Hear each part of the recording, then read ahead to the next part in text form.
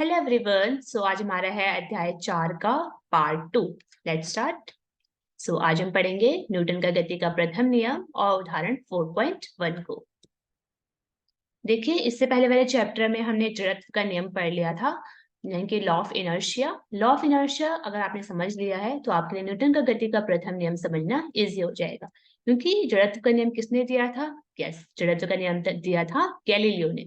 तो जो गैलीलियो की धारणाएं थी जो हमने प्रीवियस लेक्चर में पढ़ी थी, उसी का यूज करते हुए न्यूटन ने हमें गति के 3 नियम दिए थे, जो कि इस चैप्टर का नाम भी है गति के नियम। तो किसने दिया था? न्यूटन ने दिया था। ठीक है, तो आज हम पढ़ लेते हैं न्यूटन का गति का प्रथम नियम, यानी Newton's first law of motion. क्या कहते हैं न्यूटन गति का प्रथम नियम? न्यूटन की गति के प्रथम नियम के अकॉर्डिंग प्रत्येक पिंड जब तक अपनी विराम अवस्था में या सरल रेखा में एक समान गति की अवस्था में रहता है, जब तक कोई बाह्य बल उसे अन्यथा व्यवहार करने के लिए विवश नहीं करता है। इसका मतलब क्या हुआ? इसका मतलब ये हुआ, जो कि हम एग्जाम्पल समझते हैं। देखिए, कोई भी पिंड है, हम इसे एग्जाम्पल समझते हैं स्टेबल से। ओके, मान लेते हैं स्टेबल के ऊपर रखी गई एक बुक इसके ऊपर रखी गई है। तो इनका कहने का मतलब है ये बुक इस टेबल पर किस पर है? विराम अवस्था में। तो ये बुक जो होगी वो विराम अवस्था में ही रहेगी। ये तब तक रहेगी जब तक कि कोई इस पर इससे कोई उठा ले मतलब बाह्य बल लगा दे। जब तक कोई इस पर बाह्य बल लगा दे, इस वस्तु की परिवर्तन न कर दे इसके स्टेट पर, तब तक ये यहीं पर रहेगी। ऐसा तो नहीं होगा कि बुक खुद से उठ के एक जगह दूसरी जगह हिल जाएगी, ऐसा नहीं होगा। तो जो मेज पर रखी गई विराम अवस्था में रखी गई जो पुस्तक है, वो विराम अवस्था में ही रहेगी जब तक कि उस पर कोई बाह्य बल ना लगाया गया हो। तो यही इस स्टेटमेंट का मतलब था कि कोई भी पिंड है, चाहे विराम अवस्था में हो या सरल रेखा में गतिमान कर रहा हो एक समान गति से, वो तब तक वैसे ही रहेगा, उसकी स्थिति में कोई परिवर्तन नहीं होगा जब तक कि उस पर कोई बाह्य बल ना लग जाए। एक दूसरा स्टेटमेंट है जो हमें समझना चाहिए, वो बहुत इंपॉर्टेंट है ये वाला। वो क्या है?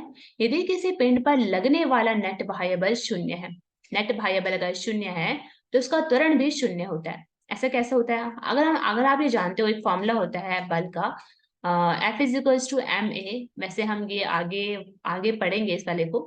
That is F is equals to M A. अगर नेट बल शून्य होता है, अगर नेट बाह्य बल शून्य होता है किसी भी वस्तु पर, तो उसको हम कहते हैं, जस्ट वेट, अगर किसी भी वस्तु पर, तो नेट बाह्य बल क्या होगा? हमारा शून्य होगा। तो त्वरण भी हमारा शून्य हो जाएगा। इस फॉर्मूले से हम देख सकते हैं, अगर हमारे पास बल शून्य है तो आप इजीली बता सकते हैं कि यहाँ पर ए भी क्या आने वाला है? ए यहाँ पे शून्य आने वाला है। लेकिन अगर शून्योत्तर त्वरण बोले तो शून्योत्तर त्वरण केवल तभी होगा जब कोई पिंड पर बाह्य बल लगेगा, यानी अगर फोर्स कुछ ना कुछ वैल्यू है फोर्स की, तो हमारा त्वरण भी कुछ ना कुछ वैल्यू देगा हमें। इस एग्जाम्पल को हमने समझ लिया है। एक और एग्जाम्पल लेते हैं, हमारे पास है न्यूटन के फर्स्ट लॉ का। आप इस वाले शॉर्ट वीडियो में देख सकते हैं कि हमारे पास क्या है। हमारे पास देखो, जो हमारे पास अगर स्टार्टिंग में देखेंगे कि कांच का गिलास है जिसके ऊपर कुछ पानी भरा है। ठीक है, इसके ऊपर रखा गया है एक छोटा सा कवर है, उस कवर के ऊपर रखा गया एक, क्या रखा गया है? एक सिक्का रखा गया है। तो सिक्के की जो कवर है उसके ऊपर रखा गया है सिक्का, राइट। कवर के ऊपर क्या रखा गया है? सिक्का रखा गया है। तो हम सिक्के पे कोई भी बाह्य बल नहीं लगा रहे, हम जब हटा रहे हैं उसको तो सिर्फ और सिर्फ उस कवर को हटा रहे हैं। कवर पर बल लग रहा है लेकिन सिक्के पे कोई भी बल नहीं लग रहा है। सिक्के पे बल नहीं लग रहा है, इसका मतलब सिक्का उसी स्टेट पर है। उसी स्टेट पर होने के कारण सिक्का गिलास के अंदर चला गया।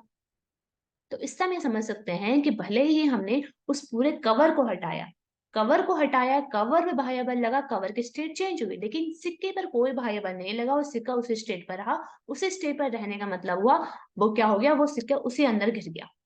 ठीक है। एक और एग्जांपल देखते हैं, हम अपने डेली लाइफ में इसको जनरली देखते हैं, और वो एग्जांपल है न्यूटन के फर्स्ट लॉ का। उसमें क्या कहा जाता है? मान लीजिए कि एक रुकी हुई बस होती है, रुकी हुई बस पर हम खड़े हैं। ठीक है, हम खड़े हैं और होता क्या है, मान लो रुकी हुई बस थी, अचानक से ड्राइवर ने वो बस स्टार्ट करी। जैसे ही वो बस स्टार्ट होती है तो हम क्या करते हैं, झटके के साथ हम पहले पीछे के ओर पड़ते हैं। बस आगे की तरफ चल रही है लेकिन हम पीछे की तरफ गिर जाते हैं। ऐसा क्यों होता है? ऐसा इसलिए होता है क्योंकि हम सभी जानते हैं कि हमारे जो पैर होते हैं वो बस के साथ टच में है। तो बस के साथ टच में होने का जैसे ही बस स्टार्ट होती है वो उसके साथ जो है चलने लग जाते हैं।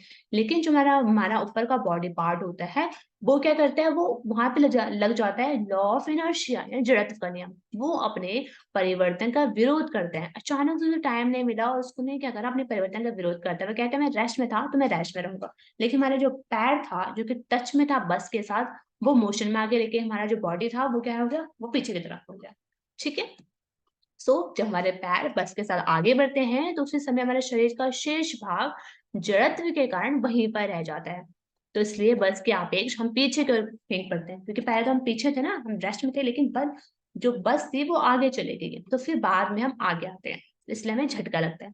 लेकिन कुछ टाइम बाद क्या होता है, कुछ टाइम बाद होता यह है कि जो शेष भाग होता है शरीर का, वो पेशीय बल पैरों के द्वारा जो लगा जाता है उसके द्वारा कार्य करने लगते हैं। तो शरीर के शेष भाग जो होते हैं पैरों के साथ गति कराते हैं, यानी पेशीय बल फिर हमारी पूरी बॉडी को कार्य करवाता है। अब हम बढ़ते हैं आगे 4.1 की तरफ। हमें एग्जांपल, हमने न्यूटन्स का फर्स्ट लॉ समझा है, उसी के बेस पर हम 4.1 को सॉल्व करने वाले हैं। Let's see. 4.1 में कहा गया है कि कोई अंतरिक्ष यात्री है जो अंतर तारक के आकाश में 100 मीटर पर सेकेंड स्क्वायर की एक समान दर से त्वरित अपने अंतरिक्ष यान से दुर्घटनावश बाहर फेंक दिया जाता है। मान लेते हैं हमारे पास कोई अंतरिक्ष यात्री था जो कि उस अंतरिक्ष यान से, जिसमें वो गया था बैठ के, उससे हमने उसे बाहर फेंक दिया। किसने फेंका नहीं, लेकिन वो एक्सीडेंटली हो गया। वो जो उसका एक्सेलरेशन था वो था 100 मीटर पर सेकेंड स्क्वायर। जिस क्षण अंतरिक्ष यात्री अंतरिक्ष यान से बाहर आ जाता है उसके तुरंत पश्चात अंतरिक्ष यात्री का त्वरण क्या है वो हमें बताना है।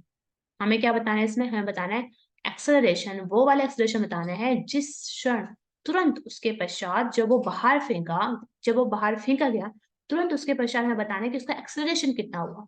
और यहाँ बैक में लिखा गया है, मान लेते हैं यात्री पर गुरुत्वाकर्षण बल को आरोपित करने के लिए उसके आसपास कोई भी तारा नहीं है। ठीक है। तो इसको हम कैसे सॉल्व करने वाले हैं, इसमें हमें सिर्फ कॉन्सेप्ट लगाना है, कोई भी कैलकुलेशन नहीं है इस क्वेश्चन में। तो आप खुद सोच कर देखिए, और ये बेस्ड है अभी अभी जो हमने पढ़ा है न्यूटन्स का फर्स्ट लॉ, उसी पे बेस है। अगर आप देखेंगे कि अंतरिक्ष जो यात्री था, जब अंतरिक्ष यान से बाहर फेंका गया, बाहर फेंका उसको, तो उस समय क्या उसमें कोई बल लग रहा है? सोच कर देखिए। अंतरिक्ष ऊपर अंतरिक्ष में कोई भी घर्षण बल नहीं है। ठीक है, घर्षण बल तो नहीं है। ठीक है।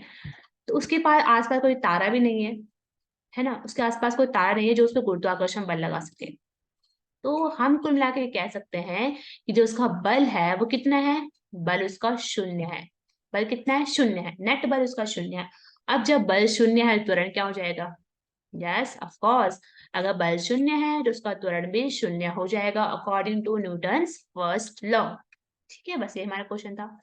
जिस क्षण वह यात्री यान से बाहर आता है उसी क्षण से अंतरिक्ष यात्री पर कोई बाह्य बल कार्यरत नहीं रहता है, कोई बाहर से बल कार्य नहीं कर रहा है, फ्री फॉल हो रहा है उसका।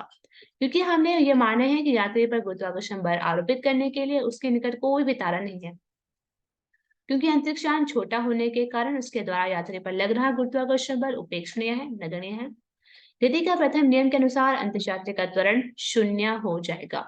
ठीक है, क्योंकि बल शून्य है तो त्वरण भी शून्य हो जाएगा।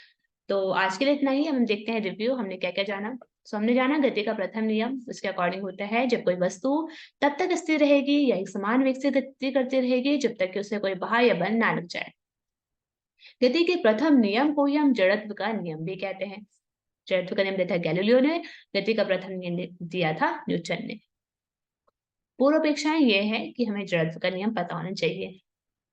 नेक्स्ट लेक्चर में क्या पढ़ेंगे हम, नेक्स्ट लेक्चर में हम पढ़ेंगे न्यूटन की गति का द्वितीय नियम और मोमेंटम। तब तक के लिए थैंक यू।